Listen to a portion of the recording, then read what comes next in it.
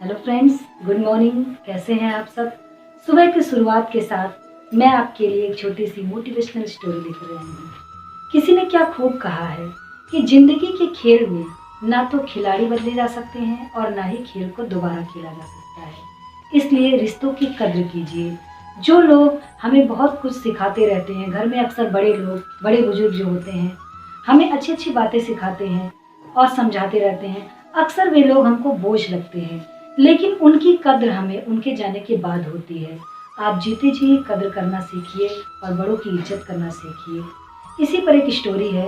एक औरत थी रोशन। रोशन की एक बेटी थी, रूही। रोशन और रूही दो ही लोग रहते थे, क्योंकि रोशन के हस्बैंड की डेथ बहुत पहले ही हो चुकी थी जब रूही बहुत छोटी थी। रोशन ऑफिस में जॉब करती थी और अपनी बेटी की देखभाल करती थी। बहुत ही लाड प्यार से अपनी बेटी को पालती थी।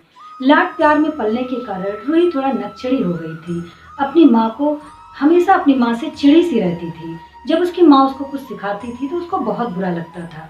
रोशन बेचारी बहुत ही प्यार से उसको समझाती थी, क्योंकि रूही ही केवल थी जो उसके जीने का आधार थी। उसके जीवन में उसके जीने का आधार सिर्फ रूही थी और कोई भी नहीं था। इसलिए रोशन की सारी जमा पूंजी सिर्फ रूही के लिए ही थी। लेकिन रूही को इस बात का बिल्कुल भी एहसास नहीं था कि उसकी माँ कितनी मेहनत से उसके लिए पैसे कमाती है, उसको कितनी मेहनत से पालती है, अकेले सारी जिम्मेदारी कैसे उठाती है। रूही इस बात को नहीं समझ पा रही थी। एक दिन ऐसा हुआ कि रोशन ने रूही से कहा कि बेटी, मैं आज देर से आऊंगी ऑफिस से, क्योंकि मुझे कहीं मीटिंग में जाना है। रूही ने कहा ठीक है। रोशन ने लंच बनाकर रख दिया, उसे कहा तुम खा लेना। रात का डिनर भी बना दिया और बोला रात में भी खा लेना, मैं थोड़ा लेट में आऊंगी। रूही ने कहा ठीक है और रोशन चली गई। फिर रूही की एक सहेली का फोन आता है।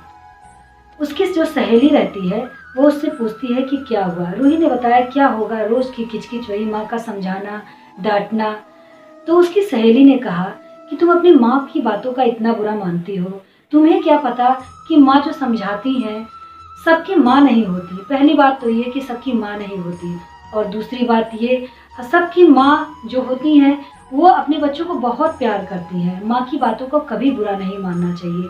देखो, मेरी माँ तो नहीं है, मेरी एक सौतेली माँ है जो कभी भी मुझसे प्यार से बात नहीं करती हैं, हमेशा मुझे डांटती रहती हैं। तुम्हारी माँ तुमसे कितना प्यार करती है, तुम्हें कभी किसी चीज की कमी नहीं होने देती।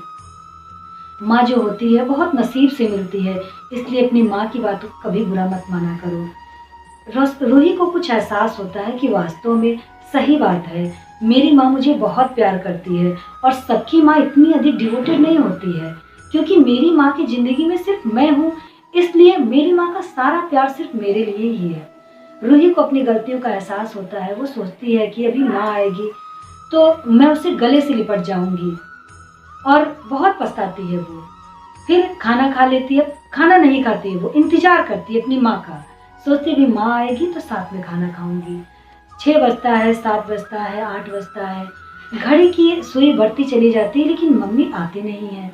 अब रूही को थोड़ा टेंशन होता है। वो फोन करती है तो माँ का फोन स्विच ऑफ। रूही परेशान हो जाती है, लेकिन करती भी तो क्या करती, क्योंकि वो अकेली थी। रूही सारी रात चक्कर काटती रह जाती है कि अब आएंगी मम्मी, अब आएंगी। लेकिन सुबह ही, मॉर्निंग में ही रूही की मम्मी का फोन आता है। वह घबराकर फोन उठाती है तो उधर से एक जेंट्स की आवाज आती है। जेंट्स की आवाज, उधर से एक पुलिस वाला बोलता है, कहता है ये आपकी मम्मी का नंबर है। रूही कहती है हाँ। तो कहते आइए, आपकी मम्मी का एक्सीडेंट होता है। हॉस्पिटल का एड्रेस देता है।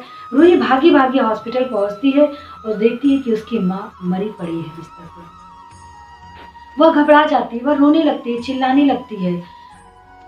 इंस्पेक्टर जो रहते हैं उसकी माँ की सारी जो चीज़ें उनके साथ मिली होती है उसे दिखाते हैं।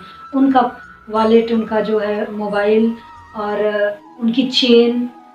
रूही सब चीज़ों को पहचान जाती है, सारी चीज़ें उसकी मम्मी की ही रहती हैं।